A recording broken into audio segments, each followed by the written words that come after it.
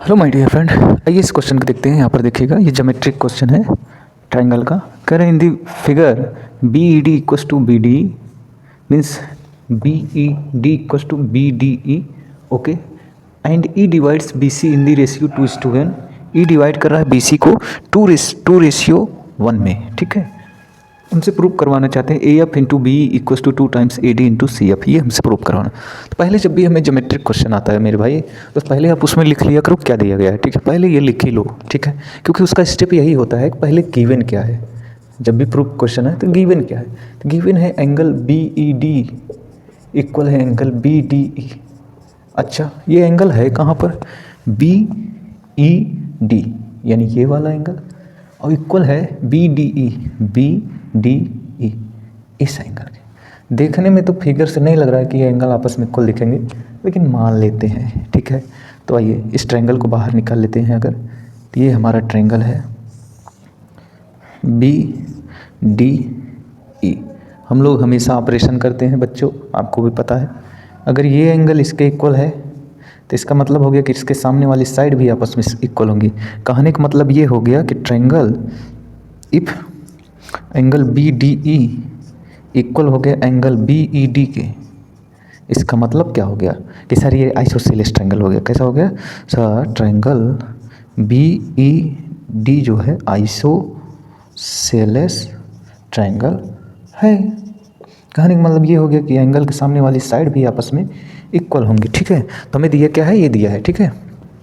इसका मतलब कंक्लूजन ये हो गया सर कि बी ई इक्वल होगा किसके, बी डी के, ठीक है। ये इनका कहने का मतलब ये है, ये साइड आपस में लेंथ में इक्वल होंगे, ठीक है। और क्या दिया है, correct B C E divides B C in ratio 2:1। E जो है बी सी को 2:1 में डिवाइड कर, मतलब ये 2 पार्ट है तो ये 1 पार्ट है, ठीक है। यानी कि हमें और क्या दिया है, B upon E C equals to 2:1। ये चीज़ें हमें दी गई हैं। हमसे प्रूफ क्या करवाना चाहता है, टू प्रूव दैट, हमसे प्रूव करवाना चाहता है A F into B E equals to 2 A D into C F. अब मेरे भाई मेरी बात सुनना, ये जो मैं कहने जा रहा हूँ ना, ये बहुत इंपॉर्टेंट बात है। क्या है सर, फिगर भी देखने में कुछ कांग्रुएंट टाइप का नहीं लग रहा है। इसका मतलब सर इसमें कांग्रुएंसी तो नहीं लगेगी। और साथ ही साथ ये साइड के रेशियो में रिलेशन पूछा है। इसका मतलब सर इनडायरेक्टली हमसे कहीं ना कहीं थैलेस थ्योरम लगवाना चाहता है। इनडायरेक्टली हमसे कहीं थैलेस थ्योरम लगवाना चाहता है, ये याद किए रहना, क्योंकि ये किसके बीच में रेशियो है, साइड के बीच में है। सर क्या ये कांग्रुएंट फिगर है, नहीं सर, कुछ एंगल और एंगल के बारे में देके जो है हमसे काम करवा रहे हैं। लेकिन सर इसमें थैलेस थ्योरम लगाएंगे, कहीं दिख नहीं रहा है सर, कैसे लगाओगे भाई। कंस्ट्रक्शन नाम की कोई चीज़ होती है, ठीक है। आप चेक करो कौन से साइड ज़्यादा अंडर कंसिडरेशन में आ रहे हैं, यानी समझ लेना कि वही के इर्द गिर्द हमें कंस्ट्रक्शन करने हैं। आइए तो A F into B equals to 2 A D into C F. थोड़ा इसको लिख लेते हैं ढंग से, क्योंकि अच्छा नहीं लग रहा है sir. A F C F, A F C F, ओहो, इसका मतलब हो गया A F upon C F को इधर लाते हैं, बाकी को उधर भेज देते 2 A D upon B E. अरे सर ए डी यहाँ पर, बी यहाँ पर कुछ रिलेशन नहीं दिख रहा है। अरे तो भाई बी इसके इक्वल है ना, तो A D upon D B लिख सकते हो कि नहीं।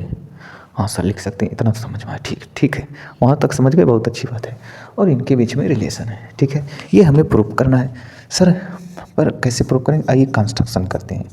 कंस्ट्रक्शन सर आपको कैसे पता चला कि यही कंस्ट्रक्शन करना है, तो ये बताता हूँ, इधर देखना।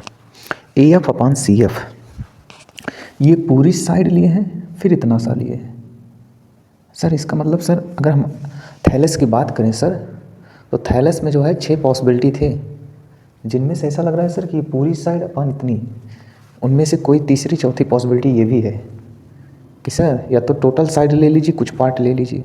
लेकिन सर इधर किसको ले, तो भाई मैं बता रहा हूँ ना कि साइड साइड के बीच में इन्होंने रिलेशन पूछा है, तो आपको कहीं ना कहीं थैलेस लगाना है।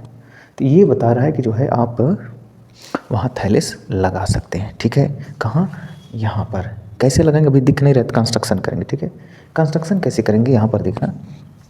अगर हम एक लाइन जो है यहाँ से एक लाइन ड्रा कर लेते हैं इस वाले डी के पैरेलल, तो आप देखोगे कि वो लाइन जो है इसके पैरेलल हो जाएगी, तो ये साइड का रेशियो मिल जाएगा और यहाँ कुछ रेशियो मिल जाएंगे। लेकिन अगर ये लाइन इसके पैरेलल रहा तो ये इसके भी पैरेलल हो जाएगा, यानी इसमें भी थैलेस लग जाएगा। तो हम क्या करेंगे, यहाँ जो एक्स्ट्रा टर्म आ रहेंगे तो उसको इससे रिप्लेस कर पाएंगे। तो हम क्या करते हैं, कंस्ट्रक्शन करते हैं, join draw a line parallel to draw a line from C, draw a line, ऐसा करते हैं, draw a line C H from, sorry, draw a line C H,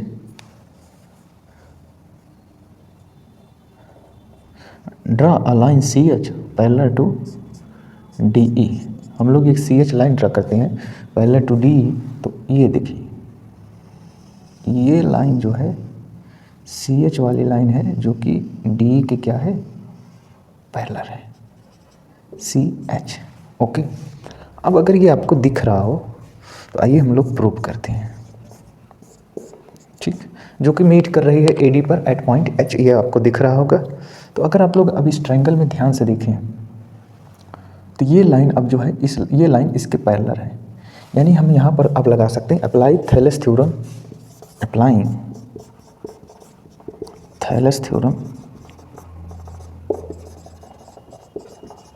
in triangle E D F. आप हमेशा ध्यान दिए रहना, मैं एक हिंट दे देता हूँ, जब आपको दिखे ऐसे कोई साइड का रेशियो दिखे, समझ लेना कि इन्हीं इर्द गिर्द, अब भाई इस साइड का रेशियो किया है, यानी बीच में कोई पैरेलल लाइन एक एग्जिस्ट करनी चाहिए। बाद में इधर रिलेशन हमको बना के रिप्लेसमेंट करना ही पड़ेगा, इतना आपको हिंट मिल रहा है इस क्वेश्चन से। ठीक है, तो ये आप ध्यान दिए रहें। ठीक है, तो आइए आपको चलो करें, सर इसमें भी तो रिलेशन दिख रहा था, यहाँ आपने क्यों भाई, यहाँ करके तुम इस वाले लाइन में कैसे रिलेट कर पाओगे, कर ही नहीं पाओगे। इधर applying Thales theorem in triangle A D F, तो हम लोग क्या कर सकते हैं सर, लिख सकते हैं A F upon C F equals to पूरी साइड अपॉन इतना, ये भी थैलेस के जो है 6 प्रॉपर्टी में से एक आता है, ए एफ अपॉन इतना और ए डी अपॉन इतना, ए डी अपॉन एच डी। ठीक है, ये क्वेश्चन नंबर फर्स्ट है। ओके, अब आइए इस ट्रायंगल में देख लेते हैं, क्योंकि यही लाइन इसके पैरेलल है। ठीक है, तो फ्रॉम ट्रायंगल कौन सा, बी एच सी, इस ट्रायंगल में देख लेते हैं। तो ये वाले ट्रायंगल में भी ये लाइन इसके पैरेलल है। ठीक है, तो आप बताइए, तो B D upon D H equal हो जाएगा बी ई अपॉन ई सी के। अच्छा, बी अपॉन ई सी के, और आप हमें ये बताइए बी अपॉन ई सी 2:1 दिए हैं, इधर देखिएगा ई सी की वैल्यू क्या हो जाएगी, ई सी को इधर लाते हैं, 2 को इधर, यानी 1/2 बी लिख सकते हैं। ठीक, और साथ ही साथ आपको अभी यहीं से पता है कि सर इसके कंक्लूजन से ये आइसोसेलेस ट्रायंगल है, इसका मतलब ये हो गया बी बी डी के क्या है, इक्वल है, B equals to B D है, B equals to B D है। ठीक है, बी बी डी के इक्वल है। तो जहाँ बी डी दिख रहा है वहाँ हम लोग बी लिख सकते हैं, लिख सकते हैं नहीं, हाँ लिख सकते हैं बी, और नीचे आ गया डी एच, और ई सी बी, ई सी की जगह आप क्या लिख सकते हो, ई सी की जगह 1/2 बी ई लिख सकते हो। ठीक है, 1/2 बी, 20 बी कट गया, यानी डी एच क्या आ गया, डी एच इक्वस टू आ गया, देखिए ये 2 ऊपर चला जाएगा, तो 1/2 बी ई आ गया, क्या आ गया, 1/2 बी आ गया। और जहाँ डी एच है इस इक्वेशन में, एच डी या डी एच, वहाँ 1/2 बी पुट कर देते हैं। तो वो put the value of D H in equation first. आप इक्वेशन फर्स्ट में डी एच की वैल्यू पुट करिए, तो ये हो जाएगा, इसको हम लोग जो है ना यहाँ देख लेते, कहाँ, यहाँ ऊपर। ठीक है, तो ये है A F upon C F equals to A D upon, देखिए A D upon H D लिखिए चाहे डी एच लिखिए, दोनों मतलब एक ही। तो एच डी के प्लेस पे हम इसको रख देते हैं 1/2 बी। ठीक, 1/2 बी, और 2 ऊपर चला जाएगा, यानी A F upon C F equals to 2 A D upon B. B को इधर मल्टीप्लाई कर दो, तो A F into B equals to twice A D into F C S C F. शायद यही हमको प्रूव करना है, A F into B 2 times A D into C F. Okay okay my dear friend, अगर आपको अच्छा लगे like share subscribe जरूर करिए, अपने इस आईजीसी को आगे बढ़ाइए माय डियर फ्रेंड। हम आपके साथ ऑलवेज हैं। Okay, thank you.